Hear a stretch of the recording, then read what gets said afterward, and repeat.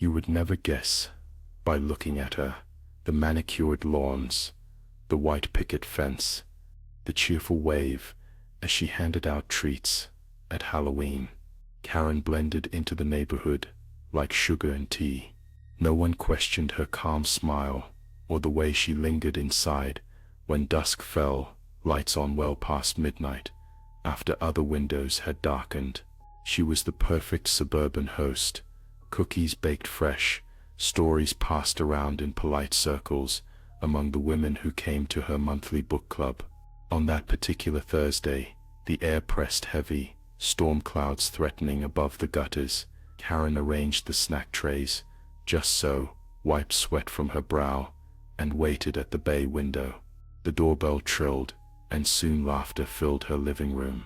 Janet, Anne, Delilah, and Suzanne, all friends since PTO days, perfectly groomed and bursting with gossip. The wine flowed, the book, some tangled thriller, was forgotten soon enough. Conversation drifted to recent burglaries, the news stories about intruders sneaking through unlocked doors. Karen smiled and nodded, telling them about the calls and letters she'd received, anonymous threats, sinister handwriting. She described the feeling of being watched, windows rattling at night, distant footsteps on damp grass. "If you see anything, call right away," she warned, and poured another round. Her friends reassured her. No one thought to ask why she always wore gloves indoors, or why the basement door was bolted from the inside. By 11, the wind howled, shaking shutters. Karen bid them goodbye as rain began to fall.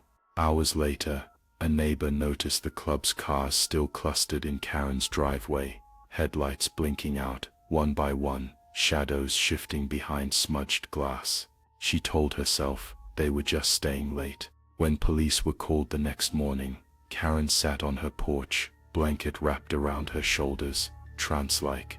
The story poured out in trembling sobs, masked intruder, knife gleaming, screams echoing through the house. She painted a picture vivid enough for the officers to almost believe it. The unseen man, the brutality, the chase through rain-soaked corridors, how she'd locked herself in the pantry and survived by luck alone. Inside, the women were found in grotesque tableau, wine glasses shattered, faces frozen, throats rudely silenced. The room reeked of fear and something sharp lingering in the drapes. The investigation dragged for months. They found no fingerprints but Karen's, no muddy footprints but her own. Beside the splintered back door, the letters she'd kept, frantic and pleading, proved impossible to trace. Her therapist suspected paranoia. Her neighbors whispered about trauma and loss. But no matter how thoroughly they searched, the fictional stalker remained just that, impossible, unseen, insubstantial. When Karen stood at the window each night, heart hammering, she wondered if she'd conjured him into being.